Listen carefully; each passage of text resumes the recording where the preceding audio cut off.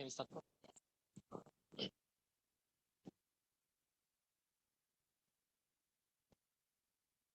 Emancipation is about equal rights and opportunities to everyone, especially in Indonesia. And this idea is strongly reflected in the thought of Raden Ajeng Kartini. Happy Kartini Day to everyone, and Assalamualaikum warahmatullahi wabarakatuh. Good afternoon, the Honorable Dean of Faculty of Education, and our today's speaker, Prof. Sedat Gumus, and also the respected lecturers, the student of Triple IU, and also all the participants here. Welcome to the 52nd lunch talk session with the theme Instructional Leadership Across Contexts. On behalf of the organizing committee, I would like to say thank you very much for your presence and also participation today. My name is Miftahul Mahrus, and I will be your moderator for today's session. To officially begin, it is a great honor to invite the Dean of Faculty of Education, Prof. Nina Nurmila, PhD, to deliver the opening remarks. Please welcome Prof. Nina Nurmila, PhD, and the floor is yours.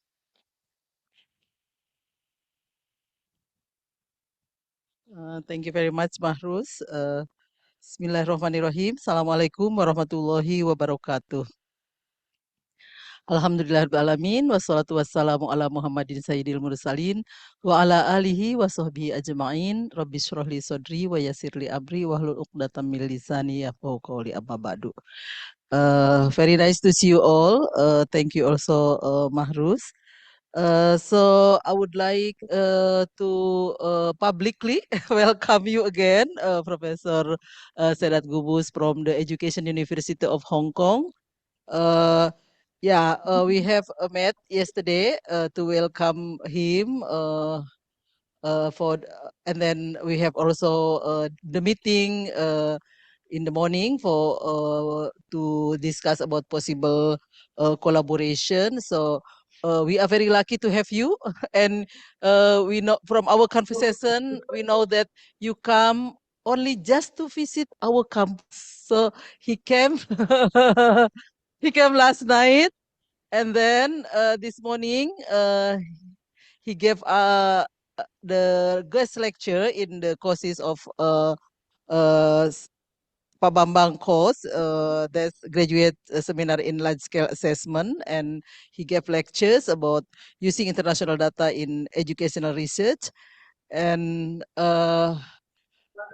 actually, from what happened and from our conversation this morning and last night, uh, we know that, well, I'm grateful also to Pak Bambang, a good friend of Professor Gumus. Because of this friendship, he can come here to do all the things that is beneficial for all of us, giving guest lecture and giving a lunch talk today because of friendship. And through this friendship, if you know that everything that he gave us is for free.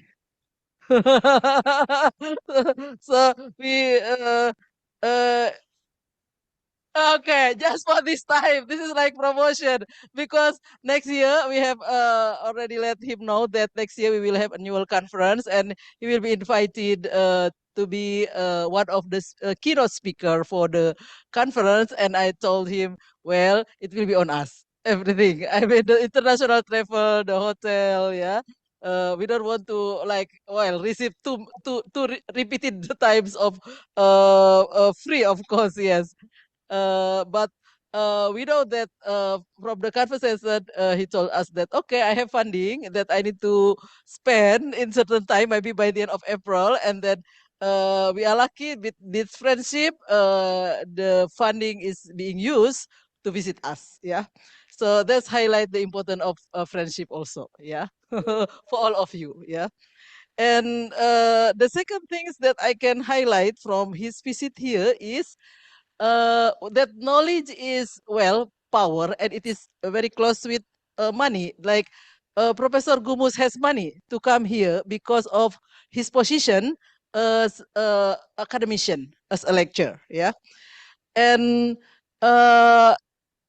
because of his academic position, then he has being given funding to travel abroad. And from the conversation, I know that, well, you can see from his face and then from his name, he comes originally from Turkey, but he was educated in America.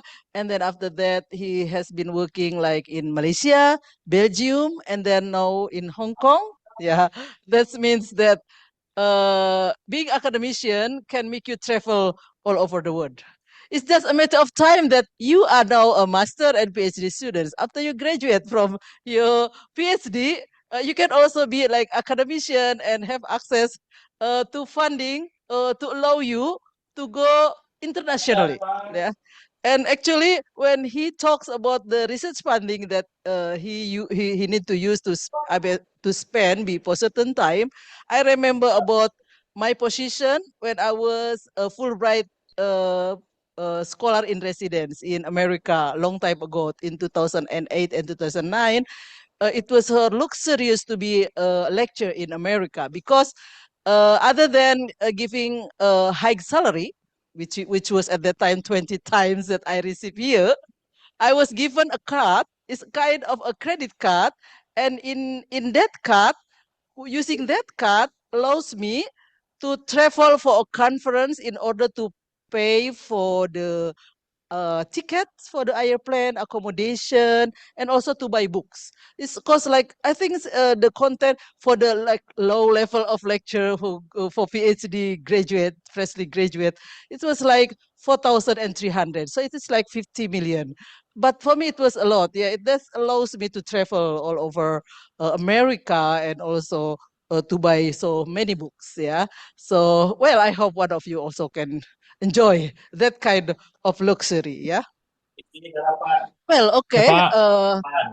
Today, Professor Gumus will share about his expertise on instructional leadership across contexts. As I'm learning about leadership also, yeah, in practice and in knowledge. So I'm looking forward to listening his speech, and I hope all of you also uh, learn from his lecture. I think that's all from me. Thank you very much. Assalamualaikum warahmatullahi wabarakatuh.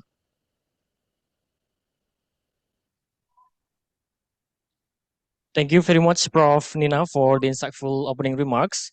And ladies and gentlemen, it is now my pleasure to introduce our distinguished speaker for today's lunch talk. We are honored to have Prof. Sedat Gumus with us today. Welcome to Triple IU, Prof. Sedat. And allow me to briefly introduce our um, speaker today. Professor Gumus is a professor in the Department of Educational Policy and Leadership and an acting director at the Asia Pacific Center for Leadership and Change at the Education University of Hong Kong. And prior to this, he served as an associate professor at Aarhus University. He earned his bachelor in mathematics teaching at Atatürk University, Turkey, and he earned his master and PhD in educational administration from Michigan State University, and his work has been widely published in leading international journals. With his expertise and long-standing contribution to educational policy, we are truly honored to have him today to share his insight on instructional leadership across contexts and methods. So without further ado, we will now proceed to the main session, and the presentation will last approximately 1 hour until 2 p.m. and it will be followed by question and answer session for 30 minutes. And ladies and gentlemen, please join me in welcoming Prof. Sedat Gumus. And Prof. Sedat, the floor is yours. Is this one? Thank you very much. Mahfuz, right? Mahfuz. Thank you. Thank you very much. And thank you very much for Professor Nina for the warm welcome. And thank you, my dear friend Bambang, Dr. Bambang, to invite me. So, of course, one of the reasons, there are several reasons like I wanted to visit. I always love visiting Indonesia. I've been in Surabaya, in Jakarta, and Bali. And So I always like to come and meet colleagues and students in Indonesia. And also, of course, also like as a scholar, like as a brother coming from a brotherly country from Turkey, I love visiting Indonesia and meeting Indonesian people. But as a scholar, I also like to share my knowledge and my work with you, and hoping that not only the knowledge, but also the experiences and the process of producing this knowledge, hoping that it might be helpful for some of you. I know like not everyone in the room is interested in educational leadership, which is my field. I know at least Aziz is interested in, because he is from the same field and he is a recent PhD graduate. But it doesn't matter. I think the most important part is like this, the whole process of knowledge production. And I'm through this topic. This is the one topic I have been studying for a long time. And I also did some other work, but this is my like a core focus, instructional leadership. But through this topic, and I am also going to share the process of studying and process of like from the graduate education to the full professorship. I was very recently appointed as a full professorship. So this whole story, and using different methodologies and different studying research in different contexts, might be useful, hopefully be useful for some of you. And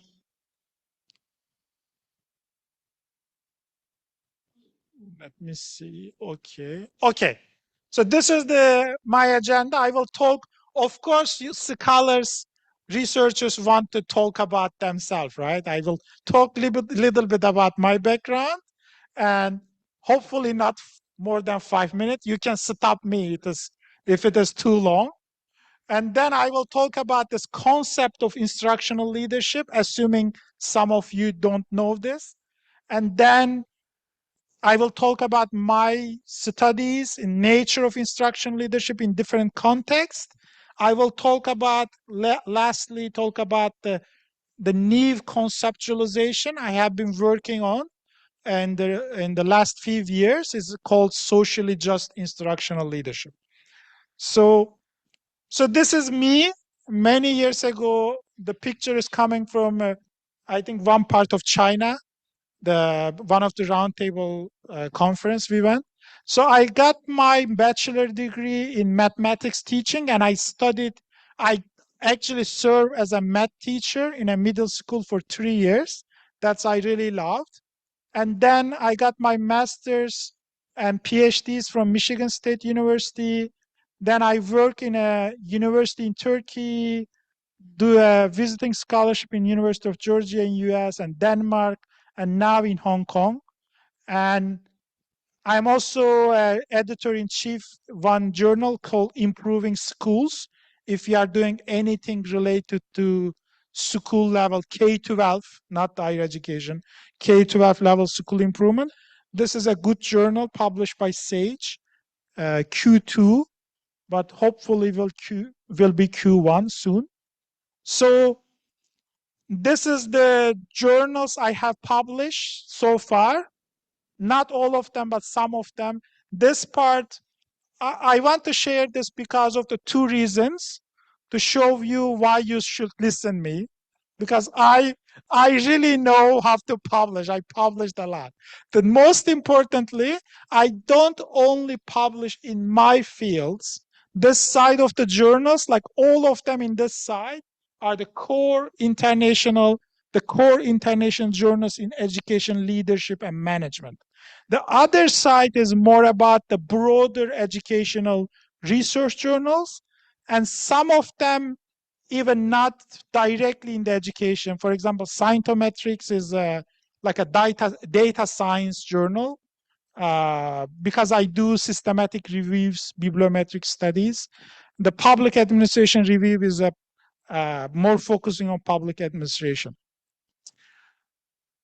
So I think this is enough introduction. So I will talk a little bit about instruction leadership, but through all of the slides and the talk, I will use my own research and studies to map this idea and share it with you.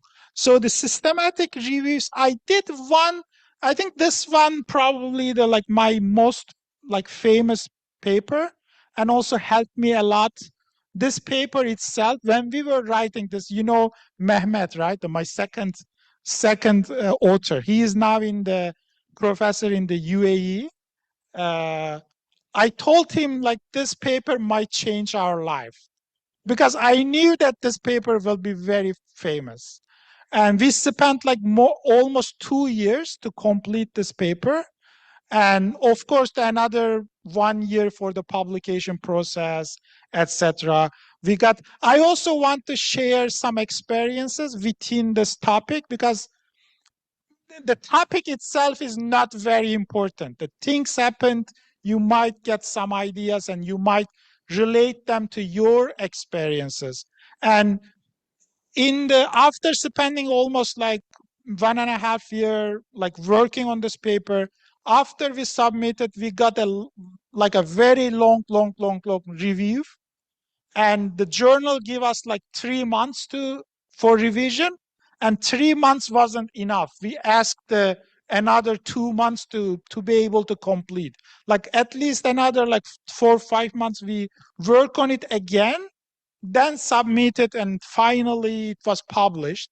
But the idea was, in this paper, it was the time that many scholars in education leadership just started to do some systematic reviews. And we were wondering, there are lots of different leadership models in educational literature. And you can see some of the similar models in religious studies, because in religious studies, people also study leadership. In health studies, people also study leadership. In military studies, they also study leadership. And business, one of the top area that people always study leadership, right? So we know that there are different leadership models, but we want to learn which models are studied more in which context, how people are using these different models differently, etc. So look into the many different leadership models in the one systematic review study. And our study find that there are four most common leadership models studied in educational research. One is distributed leadership. I think you get the idea from the name. It's more about sharing. People have different names for this: distributed, collaborative, collective, shared, etc. But you got the idea. The second one is instructional. This is very specific to the education sector. Distributed leadership studied in many sectors, but instructional leadership is only studied in education. The idea is how school leaders help teachers to improve instruction, improve their teaching, and influencing student learning. The third one is transformational leadership. It's also very popular leadership models in different areas. It is more about how leaders motivate their followers, how they be a role model, how they put a vision and charisma to inspire other people. And the last one is teacher leadership, is also emerging model in education, about how teachers also show some leadership in their work, influencing not only their classroom environment, but also their school as a whole, showing some leadership behaviors. So instructional leadership was one of this most popular leadership. Why instructional leadership? Another more recent publications is focusing on the big question: how school leadership influence student achievement. That is the big question in education leadership. Is there any connection from school leadership to student achievement? Because most people see it very distinct. Most people ask, why a school leader, a school principal or headmaster, whatever you call, how can influence the student learning and achievement? Of course, there are lots of ways of doing this, but this review paper focus on studies looking at this connection. We research like more than 100 studies, and we look at all those studies and most studies looking at this relationship using instructional leadership conceptualization, because instructional leadership is the most relevant one to the classroom teaching and student learning. You see, people also use other conceptualization, but instructional leadership is always most common. And people also look at how this relationship happens, how school principles may influence student achievement. And there is like different paths we identify through the systematic review, like rational paths, like school leaders influence classroom instruction, discipline, academic support, assessment, etc., and student achievement. Another path is an emotional path. For example, school principals influence teachers, their satisfaction, their commitment, etc.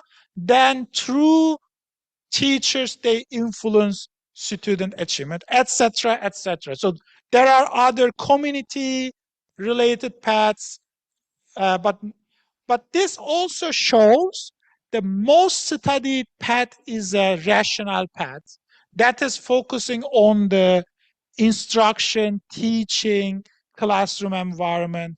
All those are related to instructional leadership.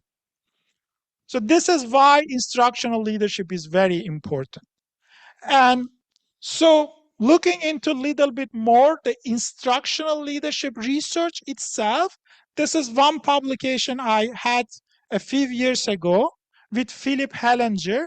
He is the guy, he created this original framework for instructional leadership in 1983. So he has a famous paper who created this framework of instructional leadership. Then he follow up created that scale measurement tool for measuring instructional leadership, and all of the world people using his framework and measurement. He got now, I think, more than 75,000 of citations. So with him, we look at the history of instructional leadership, and we found the first, like he created this model in 1983, but the first time ever people used instructional leadership in 1941. And there were very few studies. When he created this framework in 1983, then the studies started to increase because now people have a whole framework and conceptualizations they can use for their studies. And this is also show the diversity of this literature. So everyone, of course, over the more than 40 years or after the framework, people have different understanding of instructional leadership, or they approach instructional leadership from different perspectives. For example, there are some clusters of scholars, they are looking at instructional leadership more from the school improvement aspect. They look at how instructional leadership improves school as a whole, as an organization. Some of them more focusing on the how instructional leadership change teacher behaviors, influence teacher professional development and learning.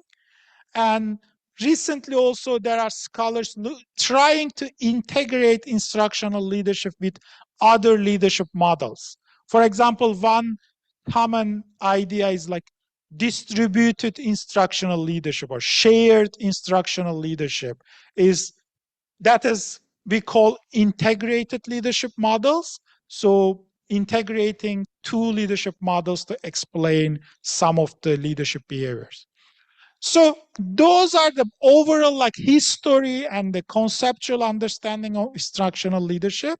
So through my five systematic reviews, and I also recently did some qualitative studies in different countries, different nations about instructional leadership.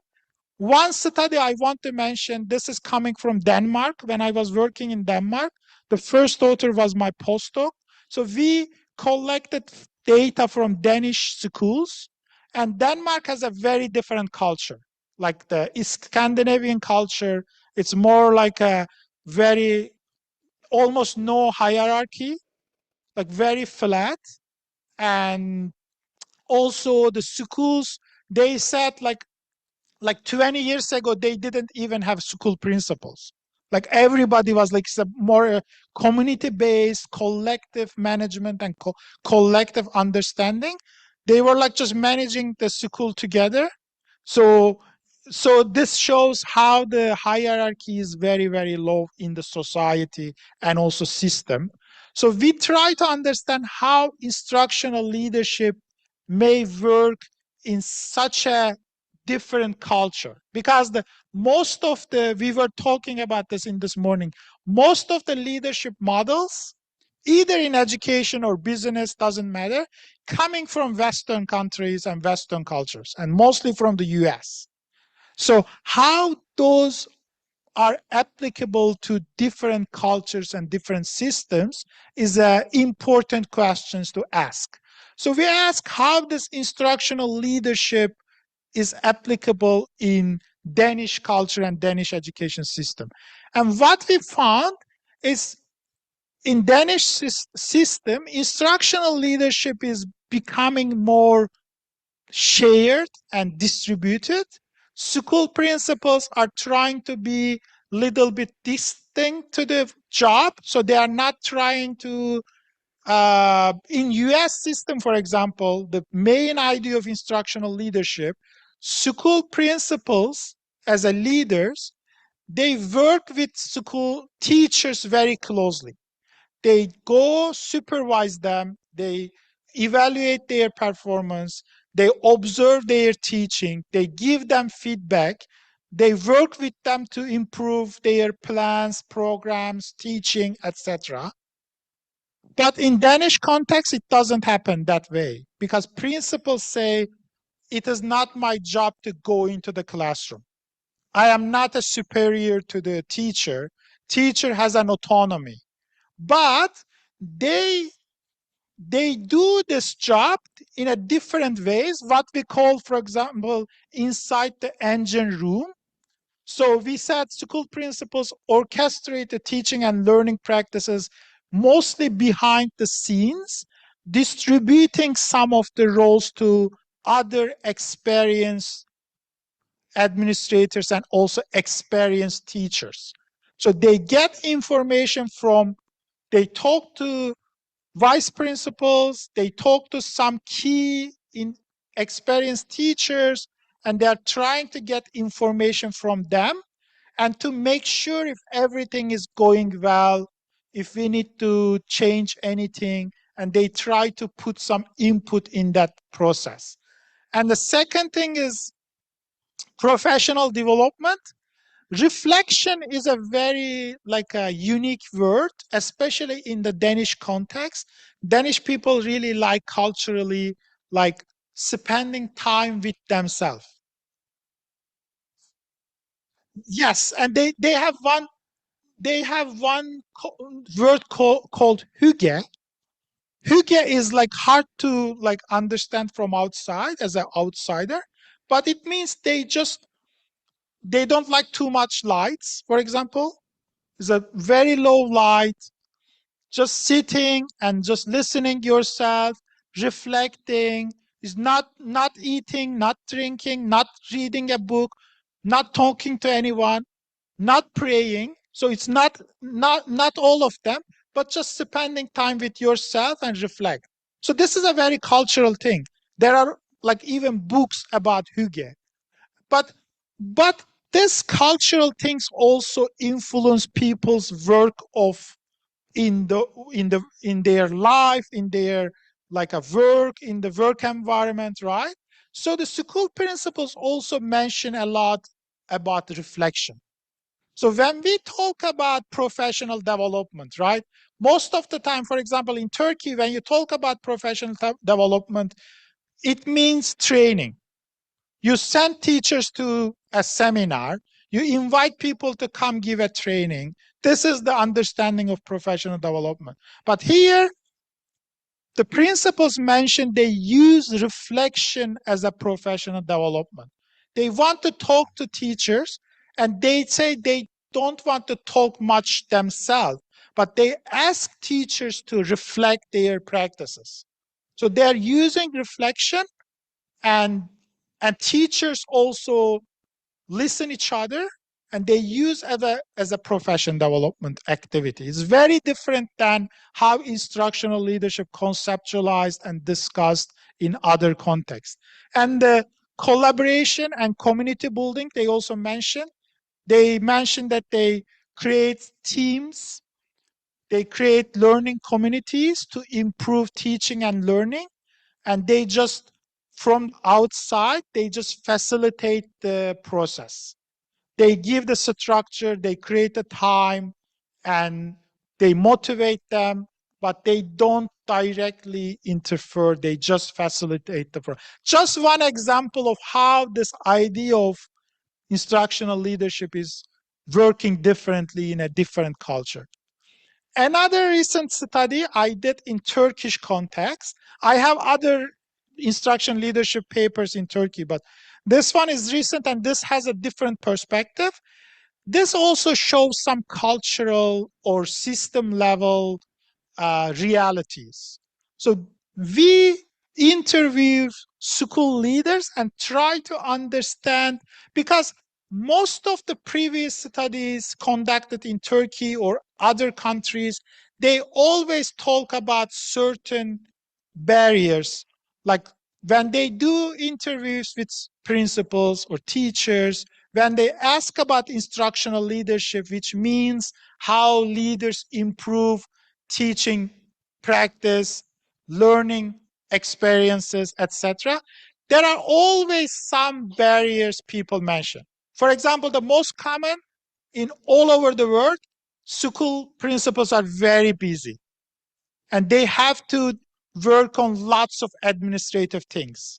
And I remember one example I read from a paper that the school principal says, if the window is broken in the morning, my job is to fix it and find the ways to fix it, because if window is broken and it is raining, you cannot do a class. That is my job. I cannot work with teachers all the time to improve their practice. There are lots of other things. So just one example. So because all of those things like separately mentioned in different studies, we look at and we focus on all the barriers school leaders mention in Turkish system for the instructional leadership.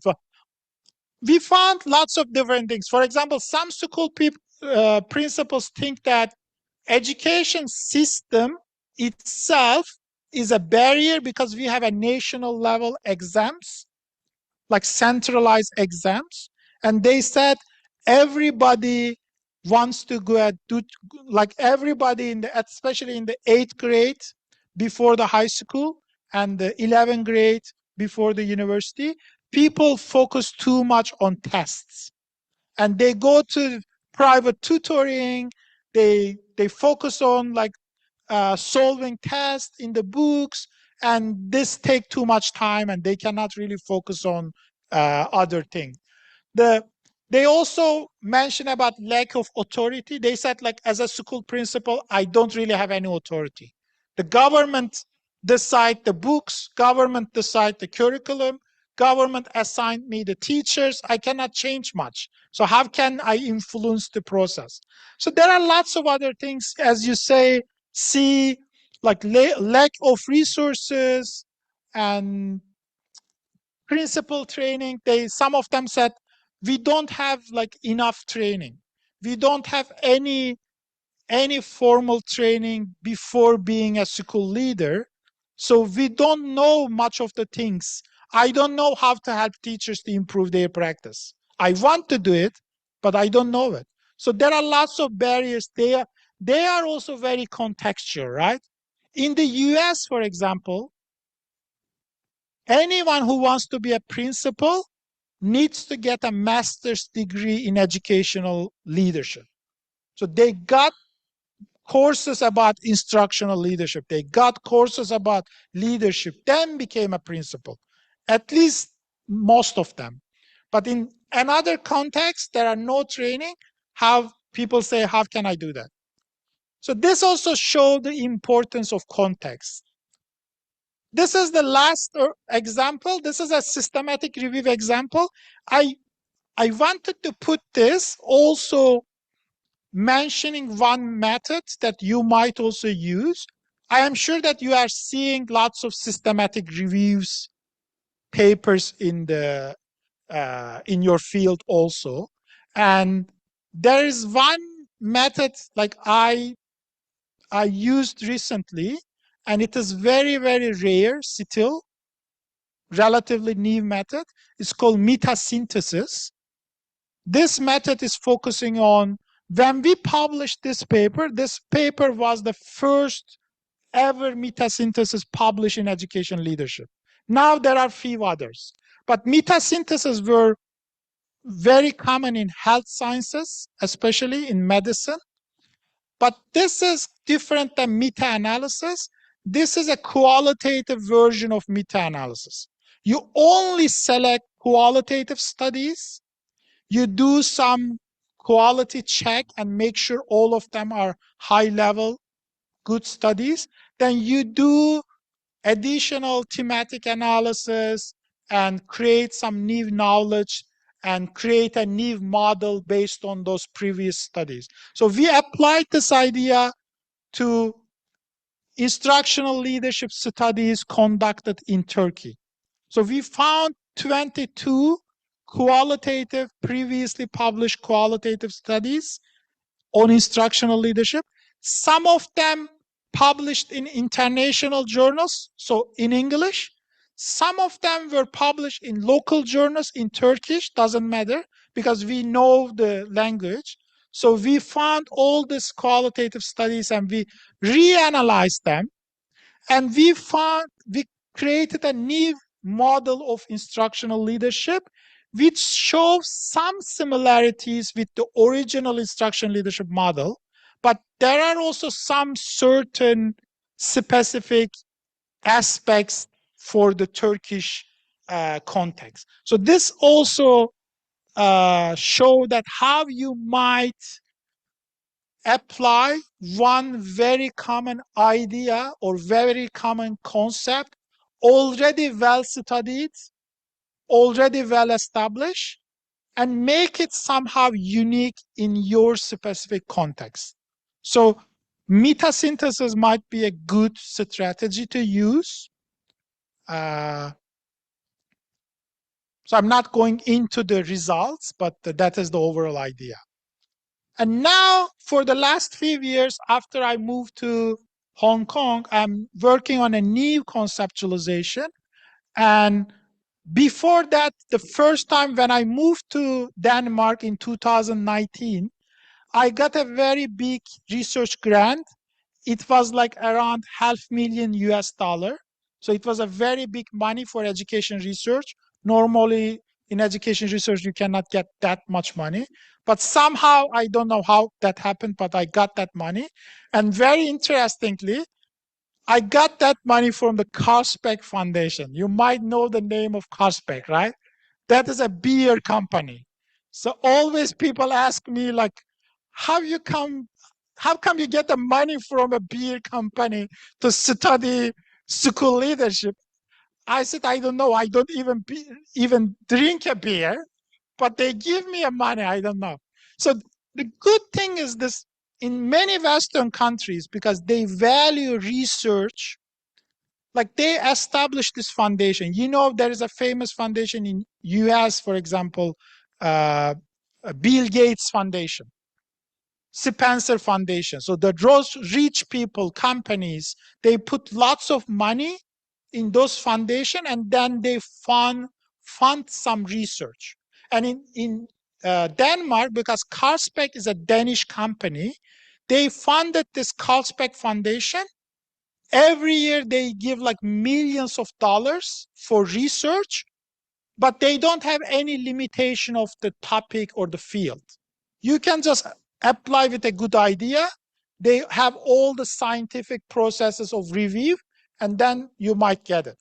So in this study, I look at how school leadership influence student achievement and also student well-being, because well-being is also a big topic in Danish context.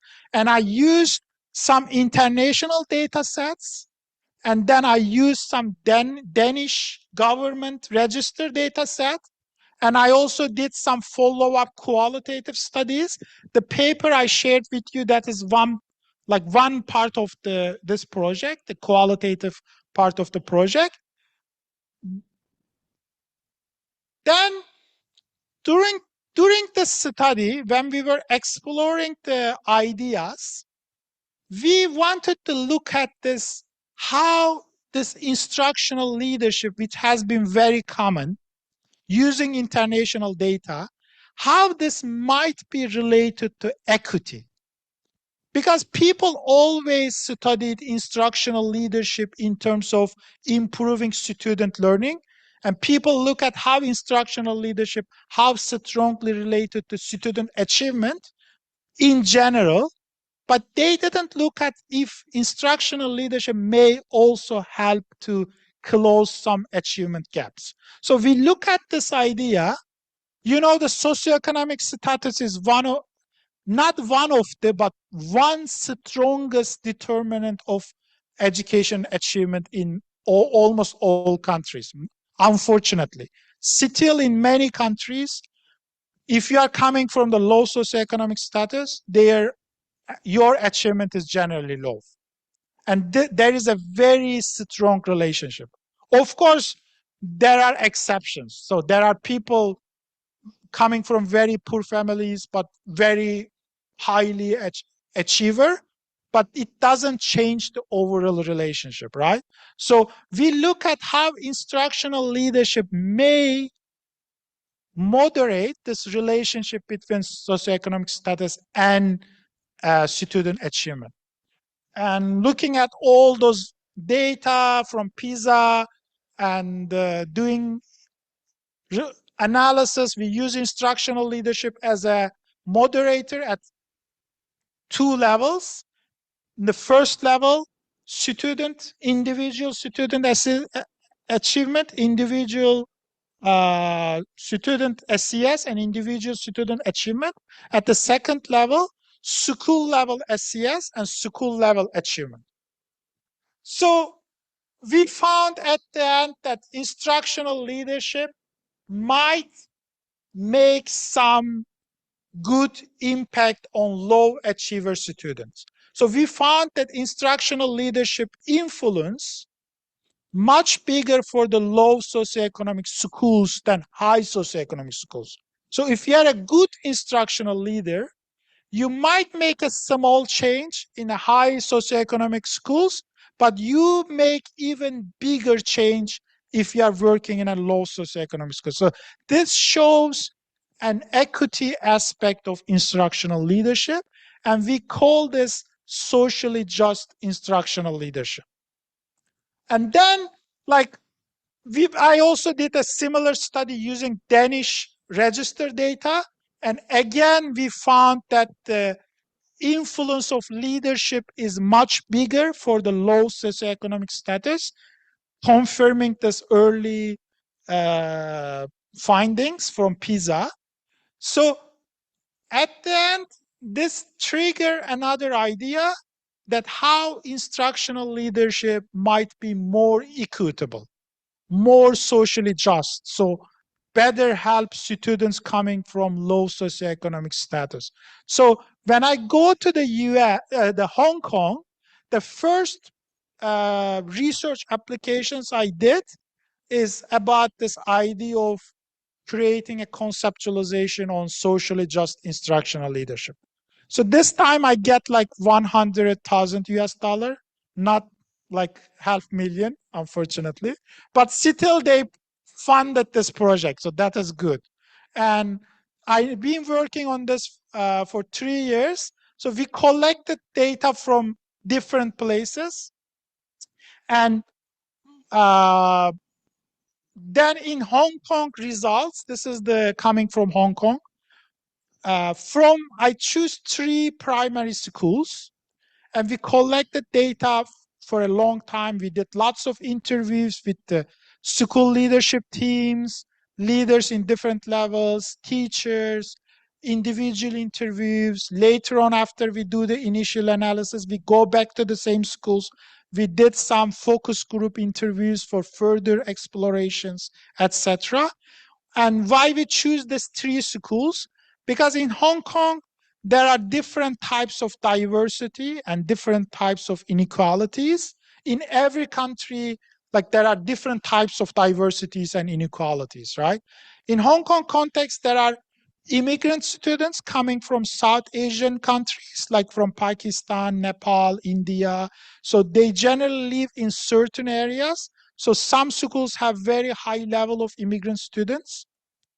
There are newly coming students from mainland China. So people moving mainland China to Hong Kong. They have a Chinese background, but the culture is very different, Hong Kong culture and mainland. Even the language is different, Cantonese and Mandarin, and the economic level is different, etc. And there are schools with lots of special education needs students, right? So we choose 3 schools. One is very highly populated by immigrant students, one highly populated with students, newcomers from China, and one highly populated with special education. All of those create some inequalities and different types of diversity. And we studied, collected data in all 3 schools and try to understand. And why we choose these 3 schools? Because like talking to people, etc., we find out there are many schools similarly diverse, but we found out the leaders of these schools are quite effective, although they are working in a very challenging environment in high diversity. Their schools are still successful and leaders are very effective. So we try to understand what they are doing, specifically their instructional leadership skills. And then we found this 5 teams, like they have a planning, and when they do school planning and policies, they always look at the equity aspect.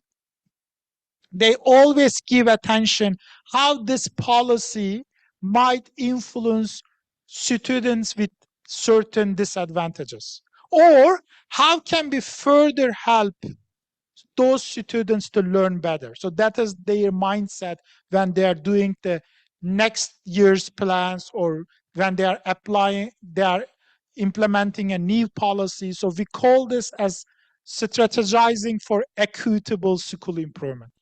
The second team, they always do, like all instructional leaders focus on teacher capacity building, professional development. But these principles, they also specifically focus on how we are developing our teachers for better environment and better teaching for those disadvantaged students. For example, they said they create trainings for adaptive teaching. So making teachers teaching adaptive to different needs. They mentioned in one school, they mentioned they create a mentorship scheme for teachers.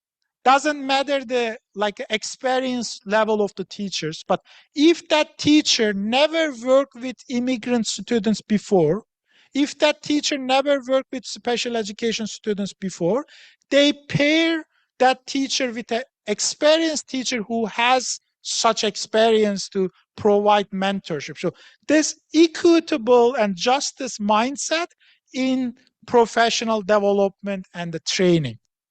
That is the second theme. And cultivating an inclusive and empowering school culture. For example, in one school, every year they do culture fair. So students from different cultures, they have their dance performance, they bring foods from their culture, and the one school, the principal mentioned, they have many Muslim students. So then during the Ramadan, for example, they do a Ramadan activity. So the Muslim students feel that they are included in the society, and they even invite some, like a community member, like Chinese community members, to come to their Ramadan activity, and the students, Muslim students, do some like performances, etc. And she also said, like, some students are fasting, so then we are trying to provide them a, like during the lunchtime, we try to provide them a different area they can spend time if they are fasting, or we give them a right to not attend the physical education courses because if they fast, they may not want to run, etc. So this is the mentality or understanding of different cultures and trying to be inclusive. And another team was leading equitable resource distribution. So resources are always limited, right? And if you are a leader, probably the dean knows this very well, because many people come to you and ask money, right? Many people ask more financial resource, many people ask you more staff, etc. But the resources are limited. Then these principals, these leaders, they also mention, and their teachers also mention, they always think about students who has higher needs when they are distributing the resources. So not just equally distributing, being equal is not good all the time, right? But they are trying to equitably distribute, fairly distribute, because when people have more needs, they need to put more resources into that area. And also, for example, sometimes one school principal mentioned that they have many families. This is also related to the last theme, fostering family school partnerships. They said that we have many families, uh, they don't speak Chinese. So what she did, she employed one staff member in her secretary speaking the language of the parents. Then that person have more communication with parents. So parents, she said, like, after we employ her, then parents are now coming to school more often, because they know that they can speak to someone. There are someone who can understand their language. And teachers also sometimes get help from that person when they need to communicate with parents for certain student issues, etc. So that is the resource. Employing one additional person, you need resources, but the principal think that this is worth to invest. So the another thing, for example, for special education students in another school, the principal said there were one funding she need to cut from another place and use that funding to employ a teaching assistant to help certain special education students and work with teachers to further improve those students' learning. So this is the example of how equitably using the resources to help students and improve their learning. And the last one, fostering family school partnerships. It's especially for the low performing students. If you are performing very well, the two things, if you are performing very well, your parents always want to make connection to school, right? because the teachers and everybody says good things about you, your child. You want to make more. And the second thing, most like highly performing students, they are already coming from well-educated families. And then the well-educated families are already able to help their children in terms of their direct help to their homeworks, their studies, or they know resources, they have money, they can get help from other people, etc. But the problem, if you are not performing very well, then parents don't want to make much connections. And most of the time, those parents have less education, less resources. Then schools need even more more proactive connection to those parents and try to work with those parents to figure out how to help those students to perform better. So different schools use different strategies, and sometimes they also not only work with the parents, but sometimes they also work other community organizations. For example, they just take their students to some community organizations to get some help. They got some financial resources or volunteers from the communities who can come and help those students who need additional support. They have after school programs for those students and getting resources to support those after school programs. And one example, one school, they create like special like uh, kind of special homeworks for certain students.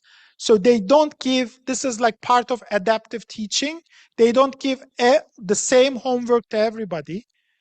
They create, differentiate the homeworks, and also for certain students, they always communicate with parents to how they can help their students for the homework. Because at home, those students have low performance, they need additional support. So schools trying to help parents so the parents can help students better. So this is all the relationship they are trying to do. So the last part, this was the first phase of my project. And the second phase is based on this first phase and also based on the previous literature. We developed this conceptualization of socially just instruction leadership. And then we wanted to create a measurement tool to effectively measure socially just instructional leadership behaviors of school leaders. And we collected data, we did all the like factor analysis, validity analysis, etc. And we find out this 3-dimensional scale with 13 items. So at the end, this more quantitative study and the scale development, we developed the scale with 3 main dimensions. The first dimension is developing shared vision and policies for equitable outcomes. Second dimension is promoting equitable teaching and learning processes, which also includes teacher capacity building. You remember that in our qualitative study, teacher capacity building was a different dimension, but now it became part of this second dimension. And the last one, again, it was also in our qualitative study, building partnerships with families or communities to support diverse learners. So this is the second stage of the project, and we just recently completed this paper. And the first paper, the qualitative paper, is still in the review after 1 year. So I'm hoping that it will complete it at some point. But this is just ready and we will submit it. So this is the whole story of I've been studying instructional leadership with different methodologies in different contexts and with different perspectives integrated into the same concept. Thank you very much. And okay, you can just go ahead.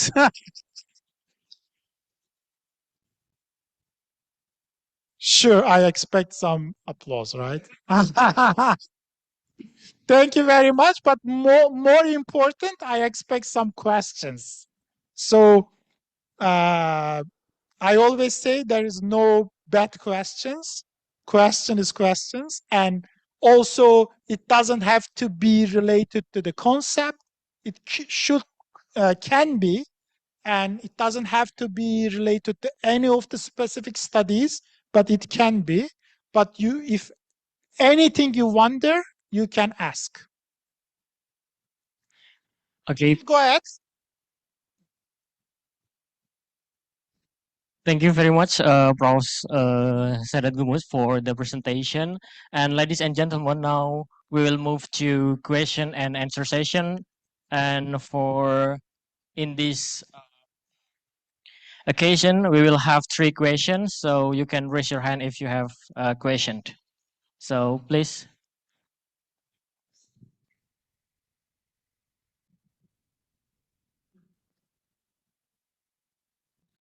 Thank you so much, Professor, for the very insightful presentation. My name is Hassan, and I am an MA student from Philippines, MA Batch 4.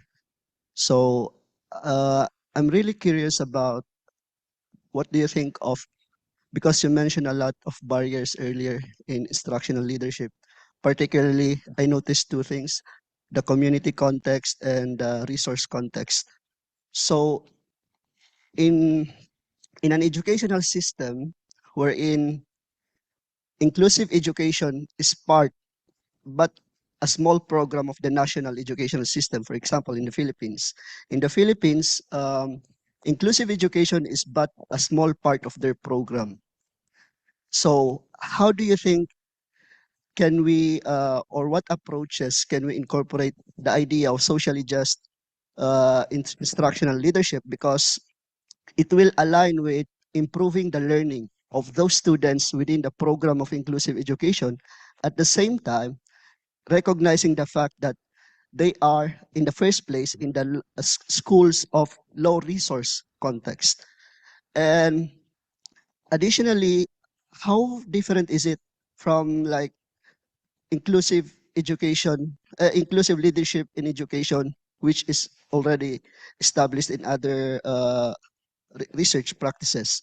But upon my brief research while you were presenting, what I noticed was about high outcome pedagogy and with socially just response. Thank you so much. That's all. Thank you very much. I think this is a very good question because we often get this kind of questions. I think, of course, no conceptualization, especially in leadership or education in general, not completely unique.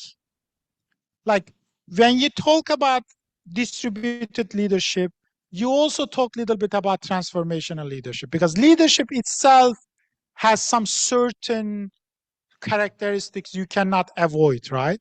And now people talk about shared instructional leadership, expecting instructional leadership to be more distributive, more collaborative and shared, etc. So there is no like completely unique idea. Of course, the inclusive leadership, social justice leadership, all of them influence this idea. But our main argument in the literature so far, especially when you look at the inclusive leadership literature, social justice leadership literature, most of the discussion about creating an inclusive environment, accepting differences, respecting diversity. But those things do not directly translate into the achievement. So what we are asking now, how can we modify this instructional leadership idea which has always been about improving student achievement, but which didn't have this equity perspective much. So how can we combine these two ideas and make it more useful for those students, those low achiever students, and improve their learning outcomes? So our focus here, not directly creating an inclusive environment that students from all backgrounds feel accepted, respected. That is important, but our focus is here more about how can we change instructional leadership practices which can be more useful for certain students to improve their outcomes, the learning and achievement. So that is the difference. But of course, all of those things have some certain similarities and overlaps. Thank you. Okay, thank you very much for the question. For the next question, We have one oh, question. Bu Desinta.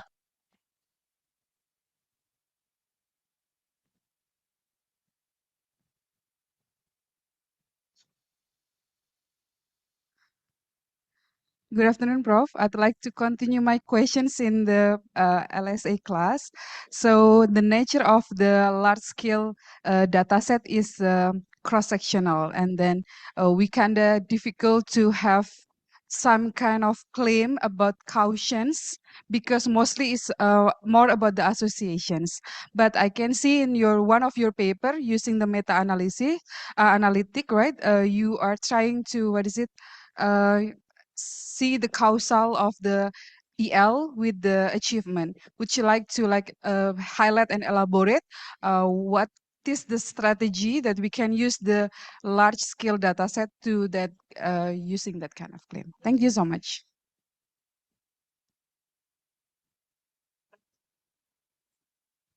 I think the one like a bigger suggestion and feedback, you of course want to make your study rigorous and strong, but your studies will always have limitations. So there is no research without limitations. So of course we always want to establish causal relationship, right?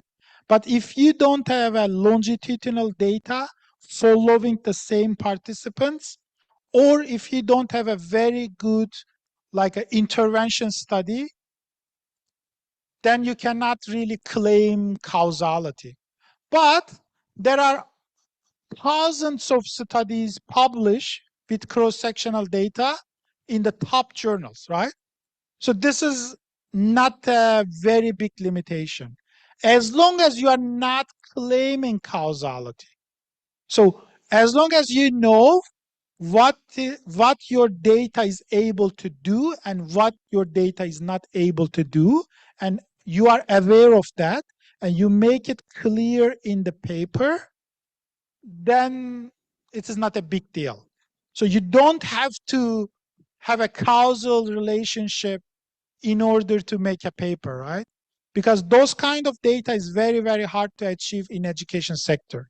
Like even though you want to do intervention studies, you cannot have a like random assignment. It's very hard to do. So uh, so my answer is, for I publish many papers with international large scale data sets, and I don't think I ever claim any causality.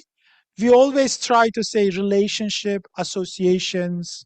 Sometimes like you use influence, impact, etc., but not like never use like a clear causality claim. And some reviewers like I haven't seen any time like I submitted many papers and some of them get rejected, submitted another. So I got lots of reviews.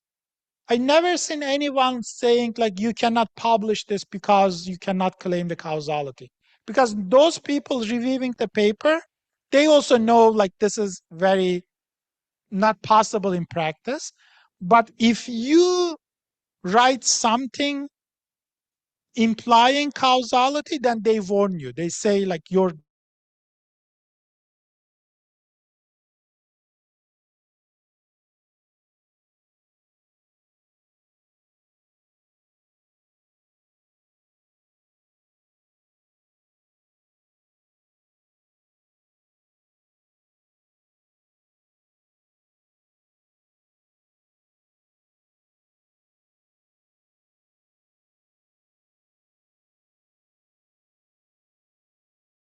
data cannot, or at least you need to mention this as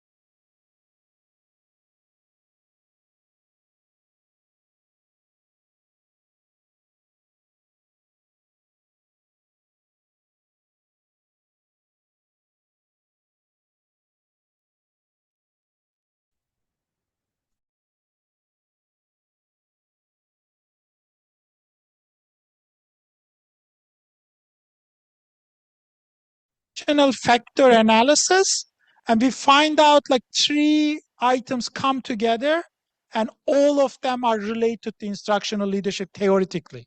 So we first theoretically discussed that these items from not all the items in the pizza, but these specific items theoretically represent instructional leadership.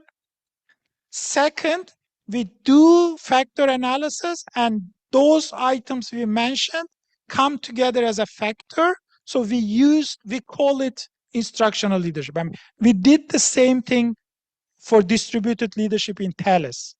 They didn't call it distributed leadership, but we argue it theoretically and methodologically, and we didn't really have like much rejection or pushback from uh, reviewers because they are related to that concept. So we call it distributed leadership. Thank you very much, Dr. Sadat. Can you move just one suggestion, right? Can we move near to the back, near to the end? Okay. Again, Mas? All right. okay. Okay. To end, right? Need to the, back one slide, no. Okay. I Yes. think you already collect 500 teachers. So suddenly I see it, you are relying on classical test theory. So if you are looking for RAS analysis, I think you can approach somebody here. Thank you. Yeah, because he's a. I was definitely expecting a question about the skill development because he's a rash analysis person. I can But criticize, but yes, it is better to collaborate. yeah. But luckily, not everyone in the field is a rash analysis expert. So the journals still accept like factor analysis, but this is also good that we can do further analysis using, because Rash model has like a more advanced, and we can do further analysis, because our first goal was like developing the scale and publishing it, then try to adapt it to different cultures and different languages. And hopefully Dr. Bambang volunteered to do it in Indonesia. So that is good. And there are other colleagues who would like to do it in other countries. So then we can also do like more advanced analysis to somehow confirm this model. Thank you. Thank you. One more question.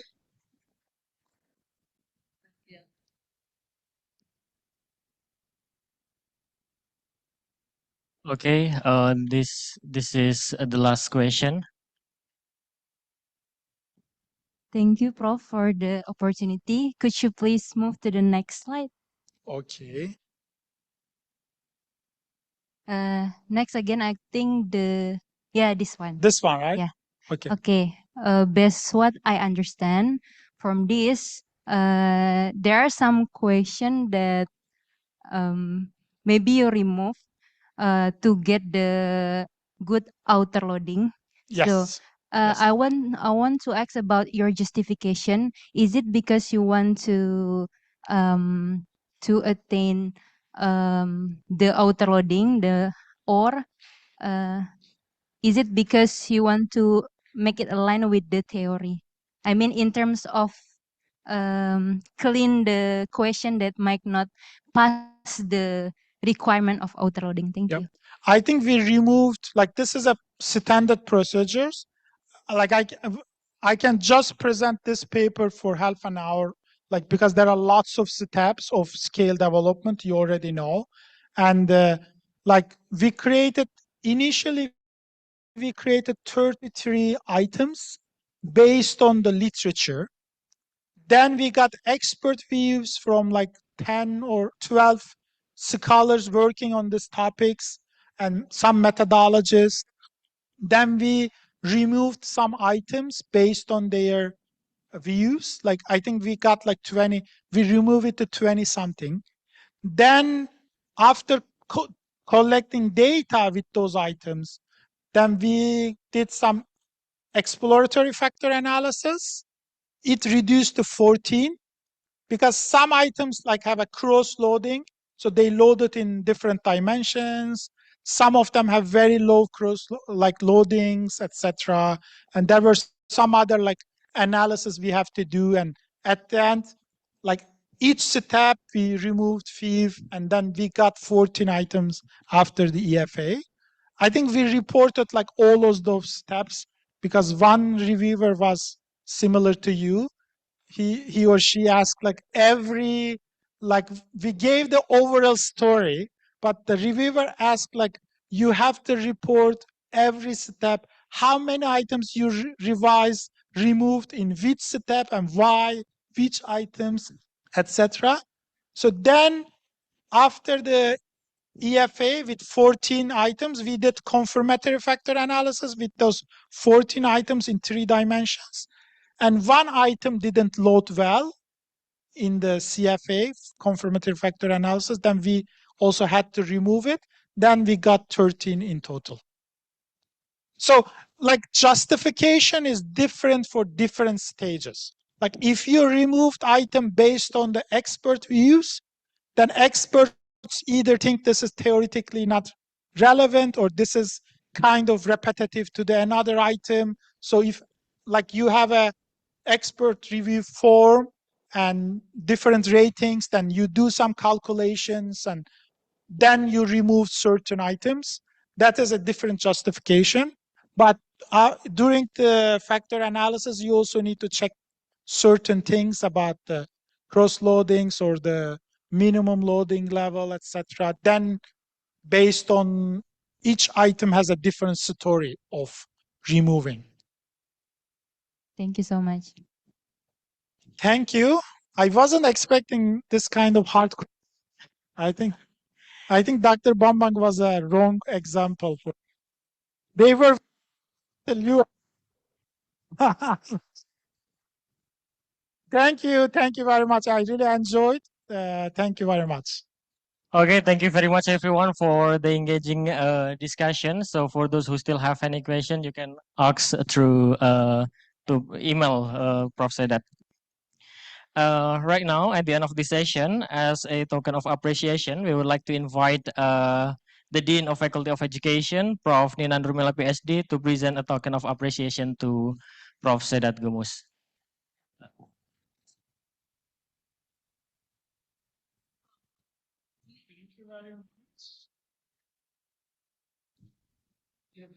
You feel like it's too heavy, but now you can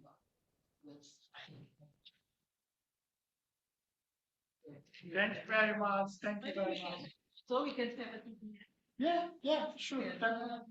Sekalian mau lihat tes. Oh iya, kenapa kamu nggak ikut foto sama saya? Foto lagi bertiga. Oke. Saya foto bertiga sama ini. Would like to have three of us. Yes, It's about to be Faculty of Education.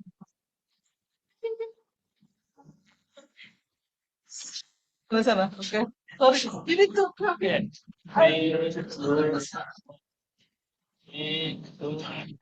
Thank you. Okay, let's go.